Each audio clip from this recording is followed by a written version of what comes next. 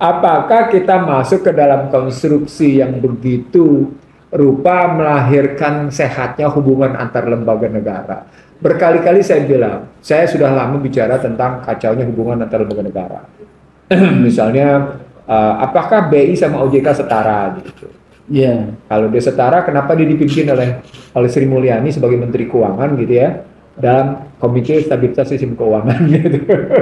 Padahal Sri Mulyani dia cuma di bawah presiden gitu. Padahal ini dipilih DPR. independen. Oh, ini dipilih DPR. Yang satu dipilih DPR, gubernur. Tapi OJK dipilih DPR. model independen BI itu juga bagian dari konsep liberalisme. Iya, justru. Jadi pertanyaan-pertanyaan itu yang mengakibatkan tata urutan perundang-undangan dan kemudian tata hubungan lembaga negara menjadi memang ada undang-undang tentang tata urutan perundang-undangan, tetapi tata urutan perundang-undangan itu tidak menyelesaikan struktur kekuasaan dan hubungan antar lembaga negara. Itu dalam konstruksi tata negaranya begitu gitu. Nah, dari struktur itu saya berkali-kali menyebut tentang pentingnya MPR dikembalikan kewenangannya dengan dasar itu karena beberapa bukti menunjukkan bahwa amburadul, selain amburadul jalan buntu. MPR tidak bisa bikin apa-apa tuh jalan buntu karena mau mengambil model presidensial tapi presidensialnya kayak gitu loh. Presidensial bukan presidensial ya. Sial, Itu presidensial. Presidensial gitu ya. Modelnya begitu gitu. Nah kalau kita balikin begitu pertanyaan apakah memang dilantik? Kalau begitu pertanyaan siapa yang melantik? Sumpahnya siapa yang ngangkat sumpah gitu. Nah untuk sampai di sana karena kemarin kita sudah tahu yang ngelantik ada di MPR, sidang MPR dalam rangka pelantikan. Berarti kan MPR pelantikan tapi kan atas dasar keputusan apa? Iya. Keputusan KPU sih. Keputusan aku dulu merasa wah KPU sangat berkuasa. Sekarang tak pikir-pikir lagi, kayaknya salah deh. Itu koreksi diri yang bagus. Koreksi diri yang bagus. Tapi poin saya bukan itu aja Husnul. Poin saya adalah apakah sampai ke pelantikan itu? Ini sisa 75 hari Husnul. 75 hari kita tahu ada problem perekonomian yang besar. Ada problem politik yang mungkin kelihatan jalan terus. Karut-marutnya. Gitu ya. IKN juga mana janjimu? IKN yang tadi berat. Katanya gitu mau tanggal 1 Juli ngantor. Tapi tanggal 12 katanya mau ngantor di sana. 12 berarti 12, ada rapat kabinet tanggal 12 nanti. 12 Agustus nanti. Lalu berikutnya bukan sekedar ekonomi yang kayak gitu.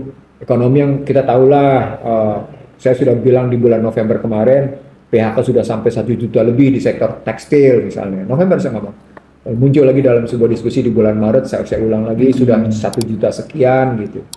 Tambah lagi, terus lagi makin ambruknya industri tekstil, tapi kemudian ada orang bilang, akan datang industri tekstil besar dari Cina untuk investasi Indonesia. Di tengah yang namanya industri tekstil Indonesia berantakan, investasi kan kacau betul gitu. Hancurnya daya beli, hancurnya purchasing manager index, hancurnya keyakinan konsumen, makin kuatnya ketergantungan pangan dan energi dari luar, nilai tukar yang terus bergerak di atas 16.000 gitu kan, baru sedikit 16.200, 16.193 dan seterusnya. Yang saya bilang sebagai rapuhnya fundamental makro. Jadi mikro berantakan, makro berantakan. Perekonomian, politik karut-marut. Sosial tadi. Hukum, transaksi. Jadi apa yang tersisa di Republik ini? Maka pertanyaan besarnya menjadi, apakah dengan modal begini pelantikan berjalan? Legitimasi seperti apa yang didapatkan? Nah, ketika Husnul bicara legitimasi, kita pernah bicara nih Husnul kemarin, legalitas sama legitimasi. Legalitasnya oke, legitimasinya tidak.